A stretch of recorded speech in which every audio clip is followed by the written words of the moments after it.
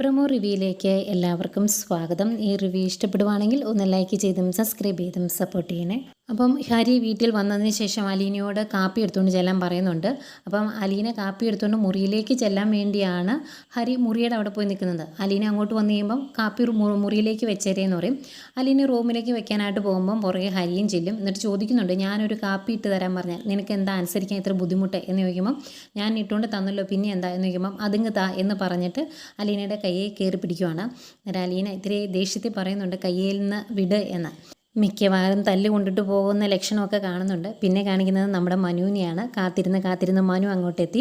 ഏതായാലും മുത്തശ്ശിയോട് വർത്തമാനം പറഞ്ഞുകൊണ്ടിരിക്കുമ്പോൾ മുത്തശ്ശി മനുവിനോട് പറയുന്നുണ്ട്, ഏതെങ്കിലും ഒരു നല്ല കുടുംബത്തിൽ പിറന്ന പെൺകുട്ടി ആയിരുന്നുവെങ്കിൽ നിനക്ക് ഇത്രയും ചേരുന്ന വേറൊരു പെൺകുട്ടി ഈ ലോകത്തുണ്ടാവില്ല, അവൾ മതിയായിരുന്നു നിനക്ക് എന്നിങ്ങനെ പറയുമ്പോഴേക്കും മനുവിനും ഒരിത്തിരി ഇഷ്ടവും ഒക്കെ തോന്നുന്നുണ്ട് കേട്ടോ. അങ്ങനെ ഇവർ സംസാരിച്ചുകൊണ്ടിരിക്കുമ്പോഴാണ് അലീന അങ്ങോട്ടൊരു പാട്ടൊക്കെ പാടി ഒരു ബക്കറ്റൊക്കെ കൈ പിടിച്ച് പെട്ടെന്ന് റൂമിലേക്ക് കയറി വരുന്നത്.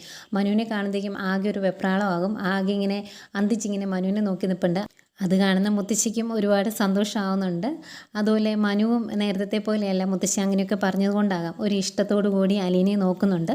പിന്നീട് അലീനയുടെ അവിടുത്തെ ജീവിതത്തെപ്പറ്റിയൊക്കെ ചോദിക്കുമ്പം അലീനയുടെ മറുപടി കേട്ടിട്ടാകാം മനു പറയുന്നുണ്ട്, പേടിക്കണ്ട, എല്ലാത്തിനും ഞാനില്ലേ എന്ന് ചോദിക്കുന്നുണ്ട്. അത് അലീനയ്ക്കും ഒരുപാട് ആശ്വാസമാകുന്നുണ്ട്. ഏതായാലും ഇനി അങ്ങോട്ട് അവരുടെ സൗഹൃദവും പ്രണയവും ഒക്കെ കാണിക്കുമായിരിക്കും. ഇതൊക്കെയാണ് പ്രമോ ആയിട്ട് കാണിച്ചത്.